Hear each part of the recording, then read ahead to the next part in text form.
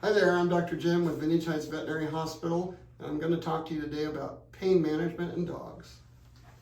Dr. Jim, if I notice my dog is in pain, should I bring them in right away, or are there situations where it's okay to wait? Well, it kind of depends on the degree of pain and how long they've been in pain. My rule of thumb is if it's something simple, usually the dog is going to work out of it within 3 to 5 days. Obviously, if you can't touch them in a certain area or they're not weight bearing on a certain area, then I really think they should be seen. But if we just like us, they can pull a muscle or they can bruise a muscle. And so that might be something where a day or two, they're back to normal and there's no treatment needed. What are some symptoms and signs that a dog is in pain? Sometimes they'll vocalize. They'll tell you, hey, you touched me there, I'm going to cry out. Other times it will be carrying the leg, or sometimes it'll be, well, I touched you there and you snapped at me, or you reacted in a way that's out of character for you. Sometimes they can just be depressed and not want to be touched. So again, it kind of depends on the dog, and then obviously it depends on the degree of the pain and what's actually causing it. How will my veterinarian determine if my dog is in pain? We're going to look at them. We're going to do an exam. We're going to talk to you and get a history. Okay, he's limping on his left front leg. That obviously tells me that's where I want to focus, my exam. But we're going to check other things. Okay, are you having issues down the midline, along the back? Are there other issues such as moving your neck? Or if I push over your ribs, do you cry out? Does that hurt? So again, we start with an exam and try and localize where the pain is and then determine if it's what we call hard tissue, bone origin, or soft tissue, which is like a pulled tendon or a bruised muscle. What are my options for dog pain relief? Is medication the only option?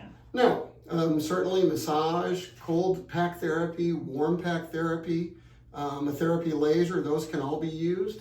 Probably the mainstay that we use the most are non-steroidal drugs like carprofen or daracoxib, which are in that kind of semi-aspirin class like for us, but they're approved for dogs. We use those quite a bit. Sometimes we'll use steroids depending on what the cause is, and other times we will use narcotics like hydrocodone and tramadol.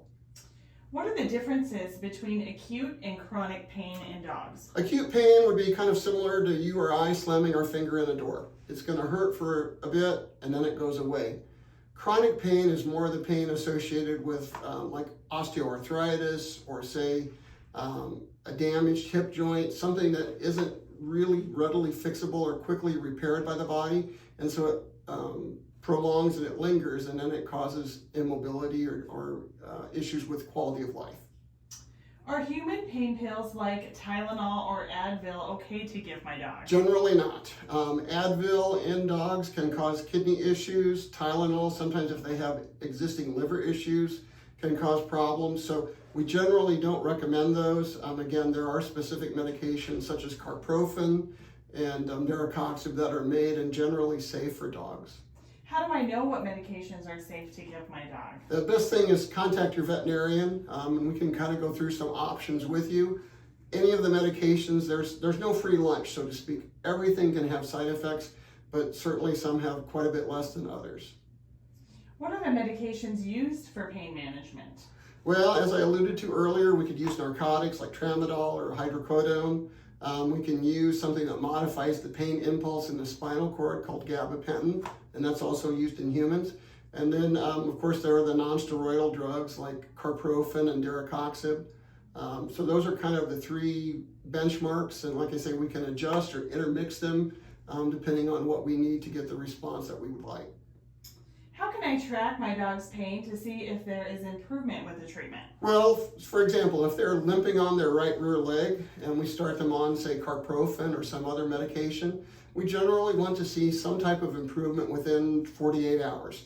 Now, we don't expect that the dog will be 100% weight bearing by that time, but we do expect to see 40 to 50% improvement. That's what we're looking for. And if we go down that path, then we're on the right track. And obviously, if things do not improve, then we've got to reevaluate. Maybe we need to take x-rays, or maybe we need to change some medication. When will my dog need a pain management plan?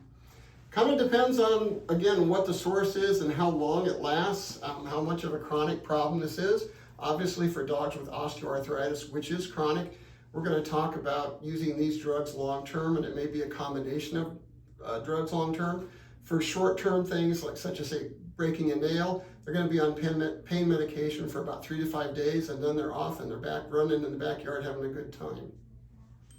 So if you have any other questions about pain management in dogs, please give us a call, 402-489-0501.